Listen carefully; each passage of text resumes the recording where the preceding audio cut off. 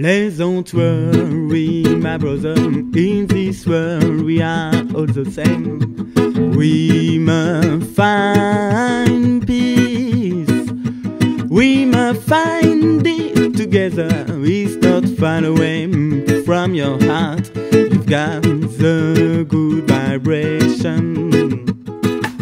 Let your heart follow the rhythm when the voice gives you emotion.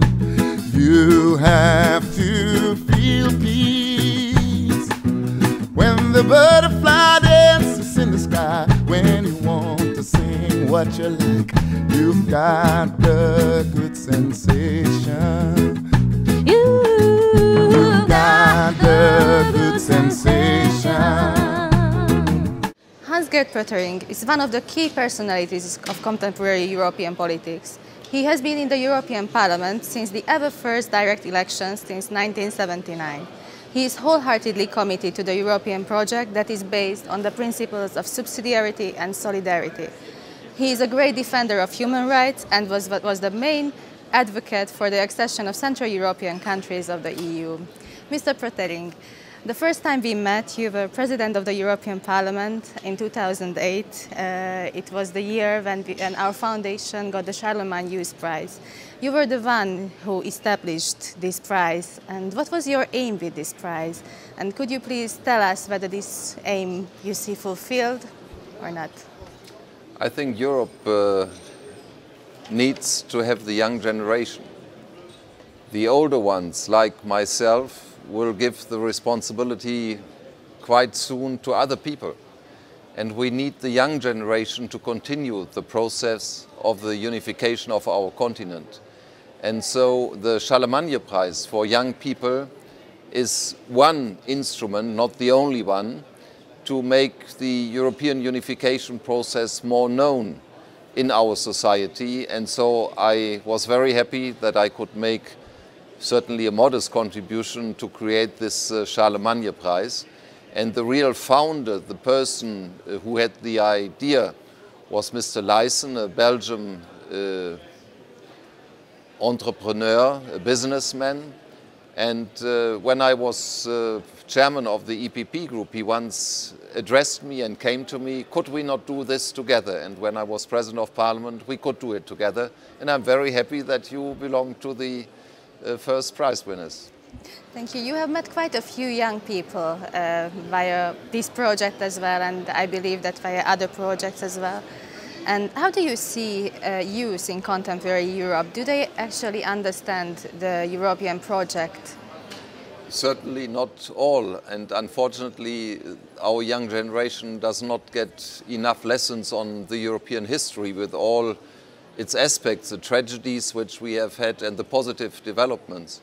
And the wars in Europe, the totalitarian systems, National Socialism, communism, these terrible developments in the 20th century are the basis for a new answer for Europe, for the unification, for the peace on our continent. And the young generation should know more about it. And the Charlemagne Prize is one instrument to promote these ideas, and one is happy if one can make a modest contribution to this. The world is talking about Europe in crisis. We hear notions like crisis of the Eurozone and so on. But often Europeans feel that actually the structures are in crisis. And some others say that it's not the economic structure that is in a crisis, but the mentality of the current contemporary Europeans that suffers of something. Do they actually understand, do contemporary Europeans understand the corner values of the European project? And what do you think these corner values are for contemporary Europeans? I think this is a very decisive and important question.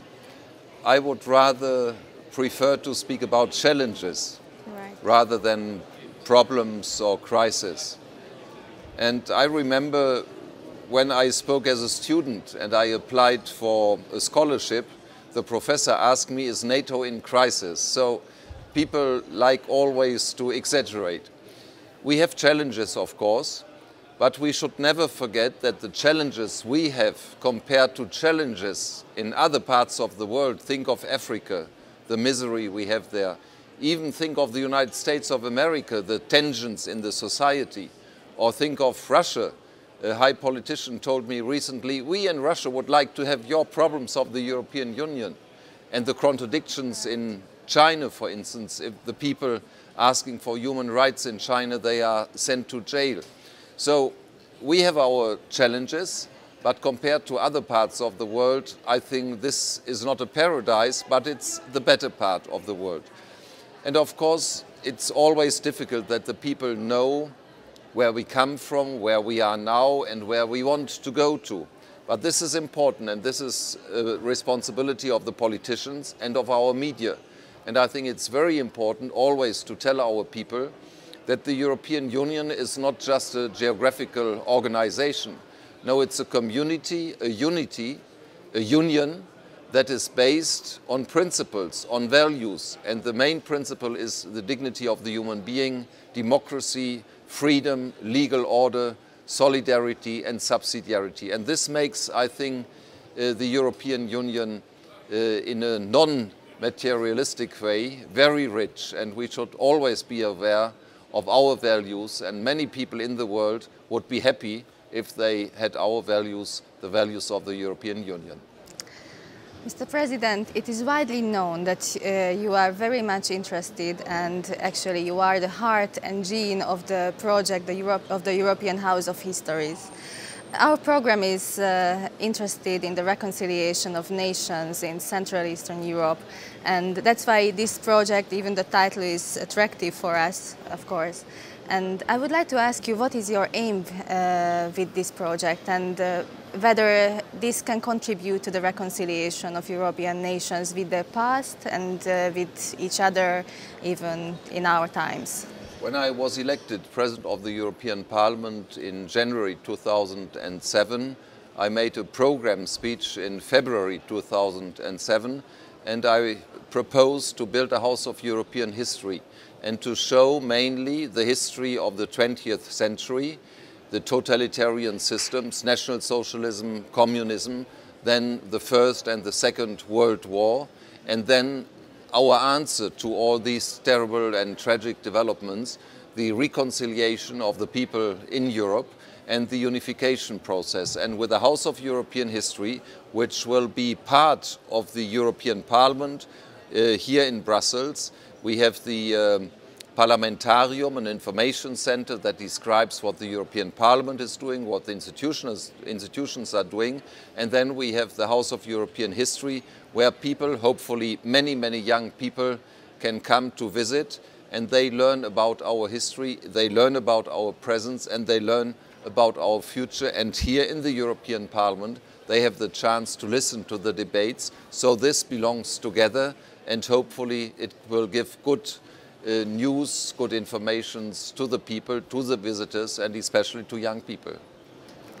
Robert Schuman, one of the founding fathers of the European Union, said that democracy, European democracy, is very much based on Christianity. Actually, he said that the European democracy will exist if it's Christian, and if not, it won't exist.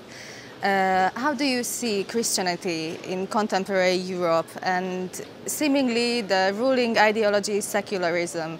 How do these two terms come together? I am a great admirer of Robert Schuman, and I think the message he gave to us in the early 50s should be understood in a way today that Christians should defend their values, and the most important value is the dignity of the human being.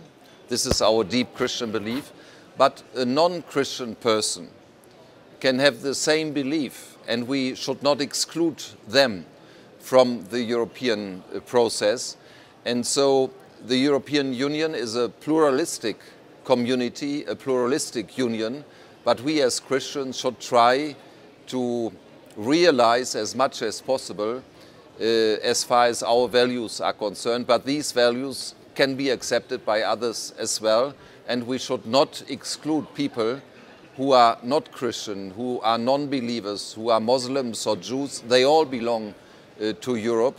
And I think we need understanding, we need tolerance, and we need the will to build a strong, democratic and free Europe. This is our ambition for the 21st century.